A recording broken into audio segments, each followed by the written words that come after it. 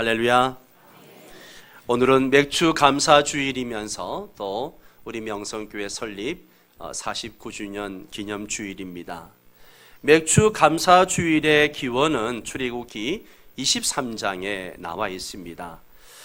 이스라엘 백성들은 반드시 세 번의 절기를 지켜야 됩니다. 그게 유월절과 또 맥주절과 그리고 초막절입니다. 그 중에 하나가 이제 맥주절인데요.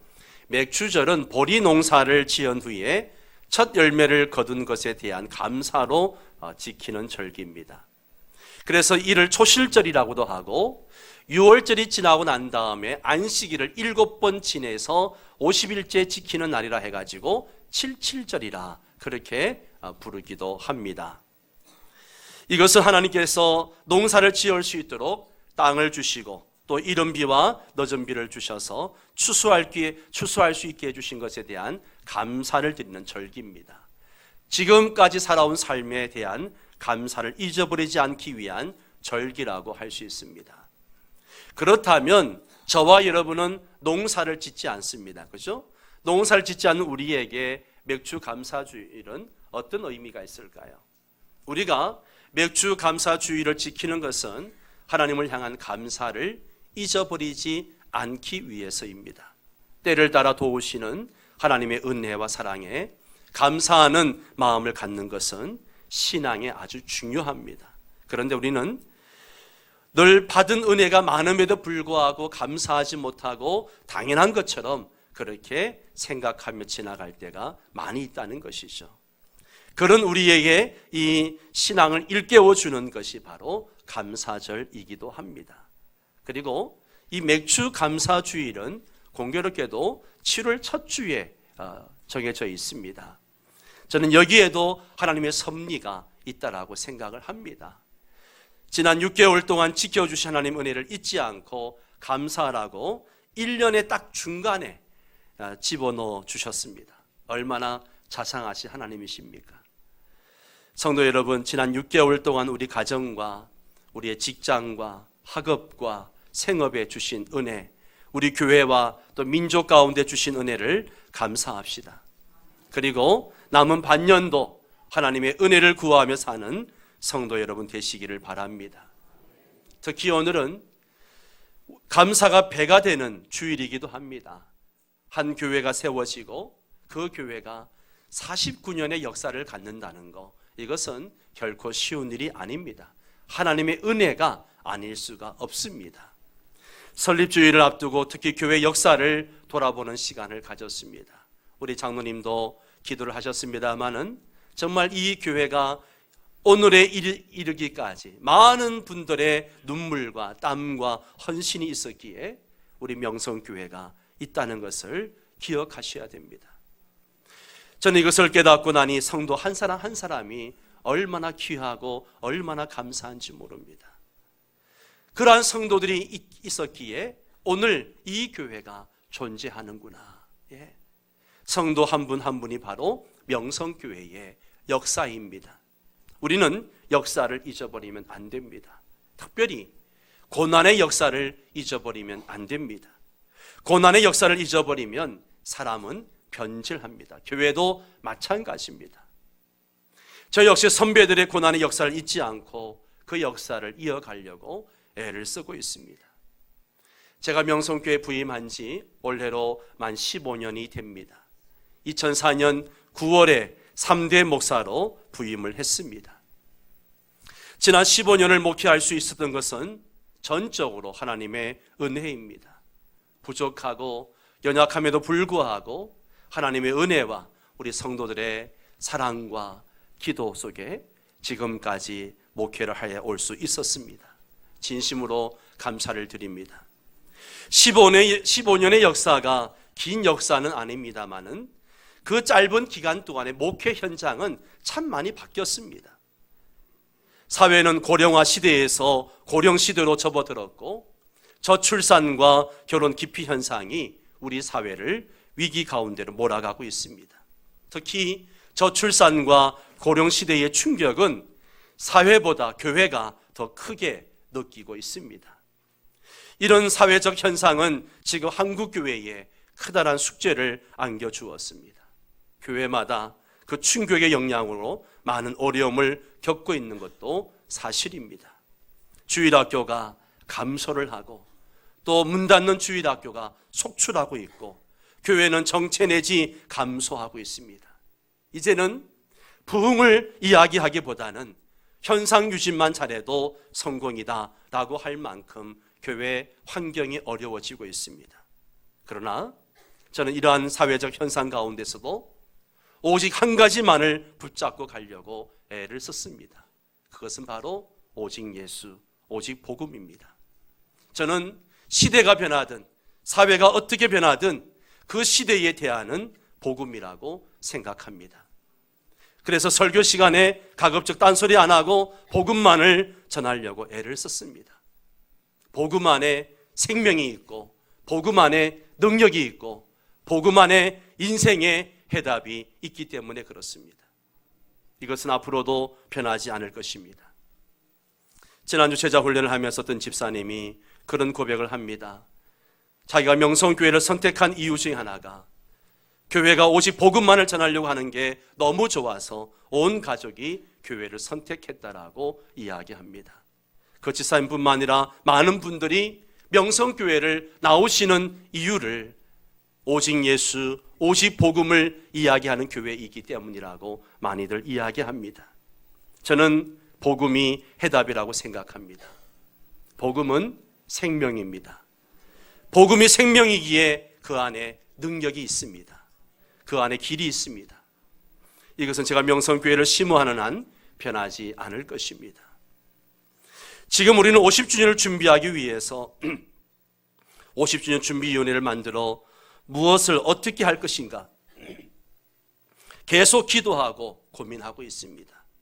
저는 오늘 교회 설립 49주년을 맞이해가지고 다시 한번 우리 교회의 비전과 방향에 대해서 말씀을 드리려고 합니다.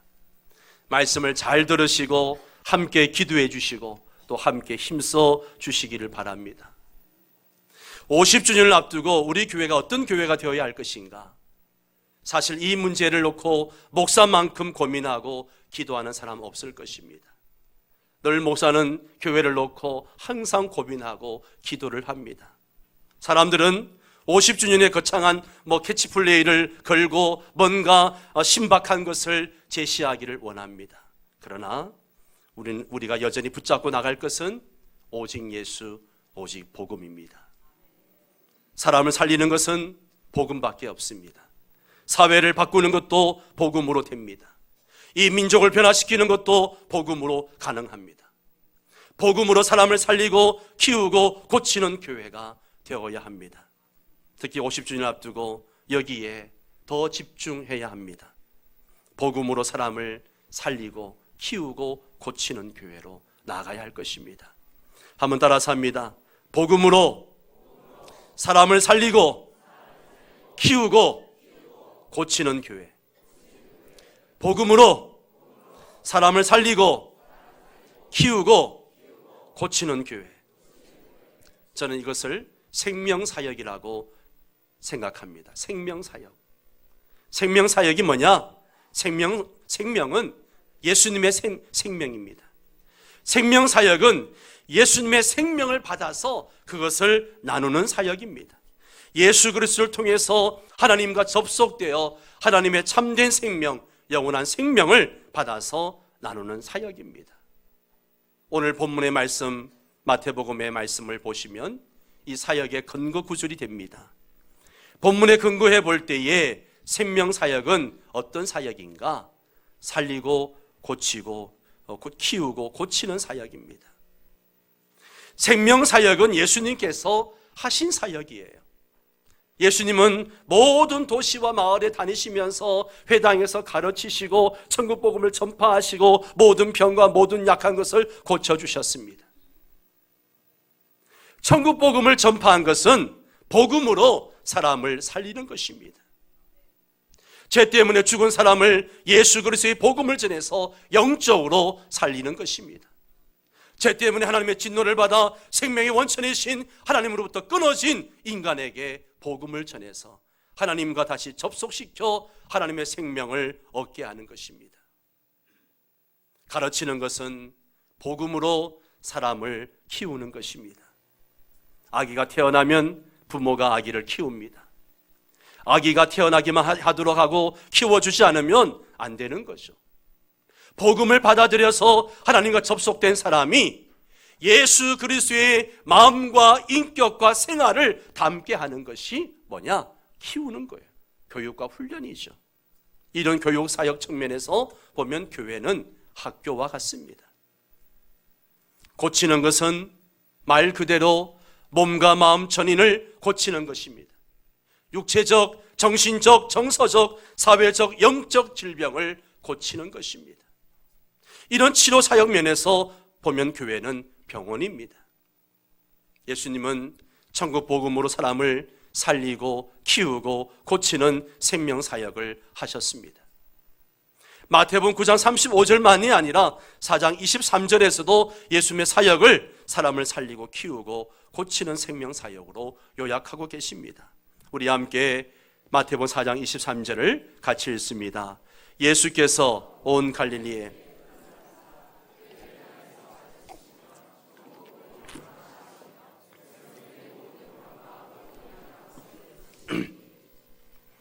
예수님은 건물이나 토지나 물질에 초점을 두지 않으셨습니다. 사람에게 초점을 두셨습니다. 항상 사람에게 초점을 두셨어요.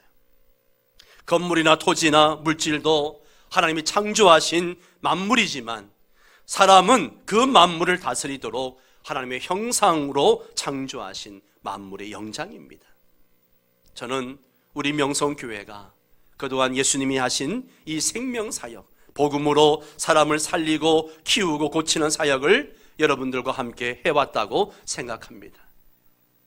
표현과 방법은 달랐을지 몰라도 목적은 생명사역입니다. 아멘입니까? 예산과 건물과 숫자에 초점을 맞추지 않고 사람의 초점을 맞추어서 사람을 살리고 키우고 고치는 생명사역을 해온 것입니다. 미국의 윌로우 크릭 교회의 빌 하이빌스 목사님은 90년대에 약 8년 동안 미국 정치의 중심이고 세계 정치의 중심인 워싱턴에서 미국 정치의 최고의 정치가들과 함께 자주 만나서 모임을 가졌습니다. 그때 하이빌즈 목사님이 워싱턴의 정치가들에게서 발견한 것은 야, 권력이 대단하구나. 권력이 진짜 대단하구나. 막강하구나. 이런 것이 아니었습니다. 뜻밖의 힘이 없네? 별거 아니네? 결론이 이거였습니다. 쉽게 말해서 세계 최강국을 움직이는 정치가들이 대단한 권력을 가지고 있는 것 같지만 실제로는 별 힘이 없더라는 거예요. 초강대국의 권력자들이 왜 별로 힘이 없다는 것일까요? 사람의 마음을 바꾸지 못하기 때문에 그렇습니다.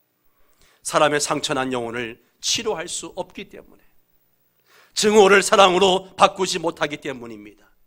회개와 용서와 평화를 주지 못하기 때문에 그렇습니다. 정치가들이 사람을 바꿀 힘이 없다면 누가 사람의 마음을 바꿀 수 있을까요? 기업인들이 사람을 바꿀 수 있을까요? 기업인들은 일자리 창출할 수 있지만 사람의 마음은 바꿀 수 없습니다. 교육자들은 어떻습니까? 교육자들이 지식은 잘 전달할 수 있지만 사람의 마음을 바꿀 수는 없습니다. 상담가들은 사람의 행동을 어느 정도 변화시킬 수 있지만 사람의 마음을 바꿀 수는 없습니다. 경제, 교육, 상담이 다 필요하지만 그중 어느 것도 사람의 마음을 바꿀 수 있는 것은 없습니다. 지구촌에서 사람의 마음을 바꿈으로 전인을 바꿀 수 있는 것은 오직 예수 그리스도의 생명의 복음밖에 없습니다. 우리를 위해 죽으시고 부활하시고 새하늘과 새 땅을 완성하신 후에 다시 오셔서 우리로 하여금 영원한 천국에서 지극한 행복을 누리게 해주실 예수 그리스도의 생명의 복음, 사랑의 복음만이 죄를 이깁니다. 복음만이 수치를 씻어줍니다. 복음만이 상처를 싸매어줍니다. 복음만이 원수를 친구로 바꾸어줍니다. 복음만이 깨어진 꿈을 되살려 줍니다. 복음만이 근본적으로, 본질적으로, 궁극적으로 사람을 바꾸고 세상을 바꾸는 것입니다. 복음으로 사람을 살리고 키우고 고치는 생명사역은 예수님께서 사람의 마음을 바꾸심으로 전인을 바꾸시고 세상을 바꾸신 변화의 사역이었습니다. 우리는 예수님을 본받아서 생명사역을 하되 더 집중해서 할 수 있어야 됩니다. 우리 명성교회는 그동안 5대 전략에 집중해 왔습니다. 그러나 아직도 부족합니다. 더 집중해야 됩니다. 첫째는 예배입니다. 예배. 예수 믿는 사람으로 하나님을 영화롭게 하고 하나님을 즐기도록 하는 예배. 하나님의 임재를 경험하며 예배를 통하여서 회심과 회개와 회복을 경험하는, 그래서 예배 회복을 경험케 하는 이 역사가 있어야 됩니다. 이를 위해서 우리는 더 기도하고 힘써야 됩니다. 두 번째는 훈련과 교육입니다. 하나님의 사람들을 하나님의 말씀으로 세워서 성경 말씀대로 살게 하는 교육과 훈련. 제가 부임해서 지금까지 훈련과 교육을 해왔습니다마는 아직도 부족합니다. 더 집중해야 됩니다. 이거는 담임 목사의 의지만 가지고 되는 것이 아닙니다. 여러분들이 따라줘야 합니다. 여러분, 우리는 배우지 않으면 하나님의 뜻을 알 수 없고, 하나님의 뜻을 알지 못하면 하나님의 영광을 나타낼 수 없습니다.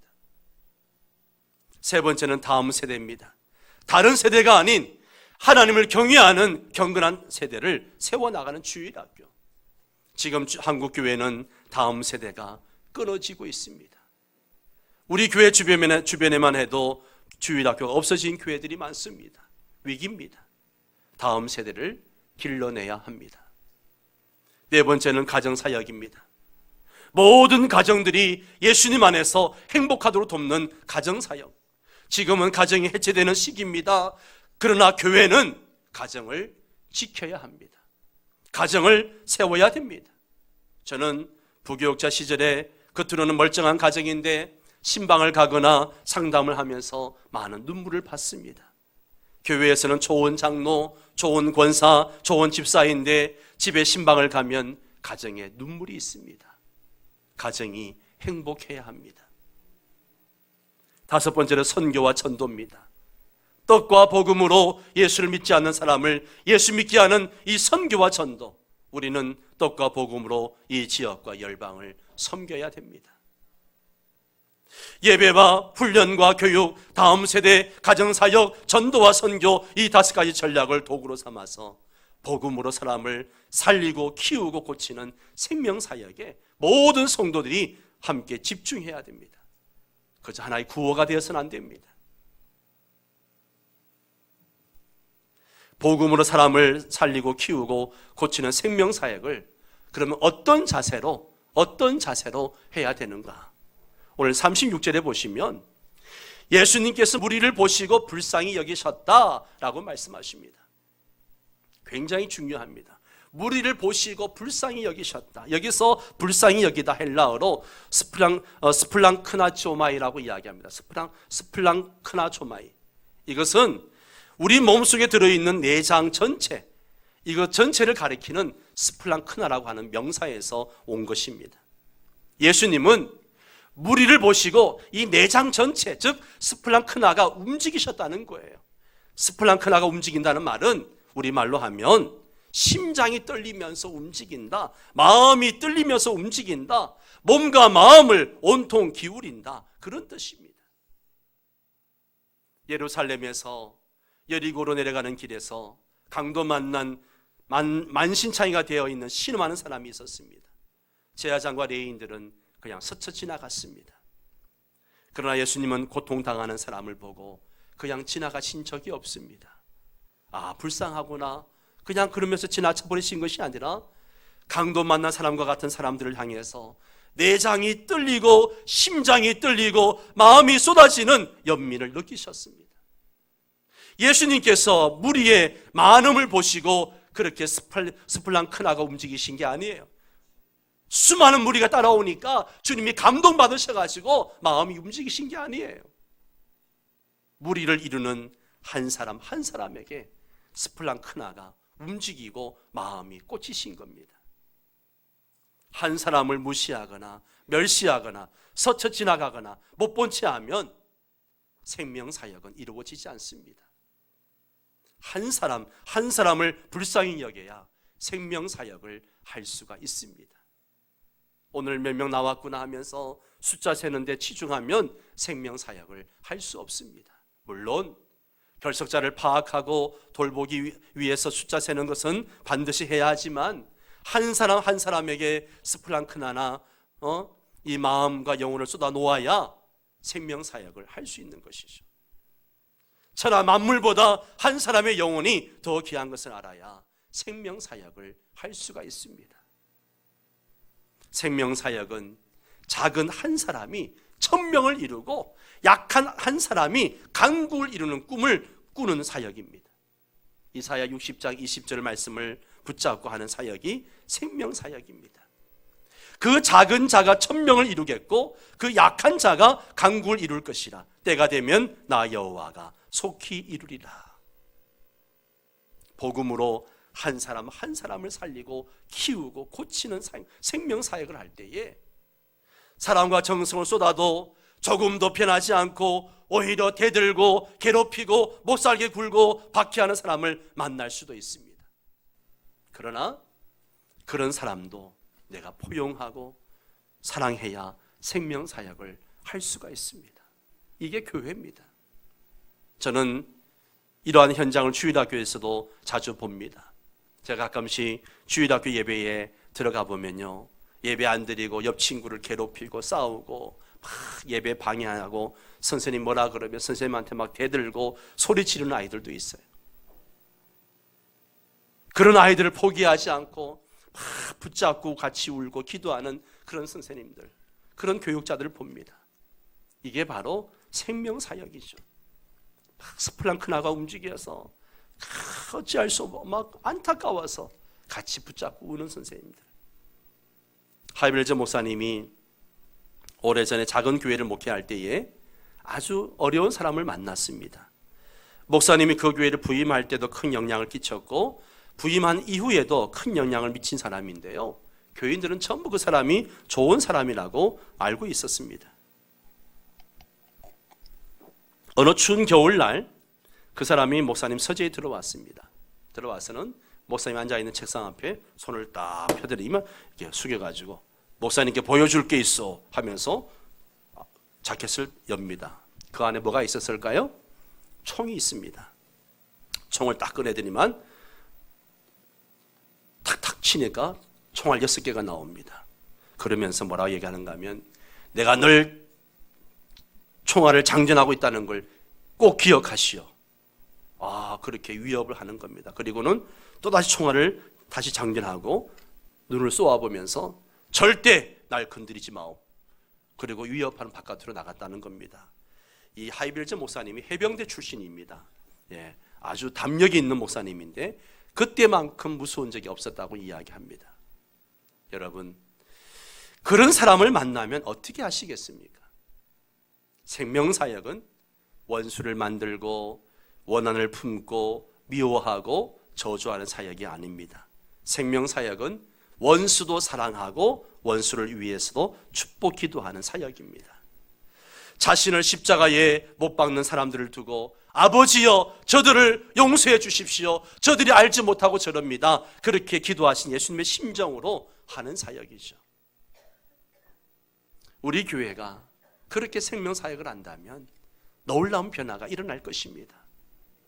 한신교회를 담임하셨던 고 이중표 목사님이 목회 초창기에는 자신을 괴롭히는 장로와 권사를 뭐라 불렀는가 하면 권투장로, 권투권사 그렇게 불렀다고 합니다. 그들을 볼 때마다 늘 열을 올렸다고 합니다. 그러다가 갈라디아서 2장 20절 말씀을 묵상하다가 큰 은혜를 받은 거예요. 내가 그리스도와 함께 십자가에 못 박혔나니 그런즉 이제는 내가 사는 것이 아니요 오직 내 안에 그리스도께 사신 것이라. 내가 이 육체 가운데 사는 것은 나를 사랑하사 나를 위하여 자기 자신을 버리신 하나님의 아들을 믿는 믿음 안에 사는 것이라. 이 말씀 묵상하다가 너무 큰 은혜를 받은 거예요. 그리고 난 다음부터는 권투 장로, 권투 권사가 사랑하는 장로, 사랑스러운 권사로 변했다고 이야기합니다. 원수를 친구로 만드는 비결이 말씀 속에 있습니다. 염소처럼 떠받드는 사람을 양처럼 온순한 교인으로 바꾸어가는 과정에서 계속 포용하고 사랑하는 비결이 여기 있습니다. 내가 사는 것이 아니요 예수 그리스도께서 내 안에 사시는 것이다. 이것이 비결입니다.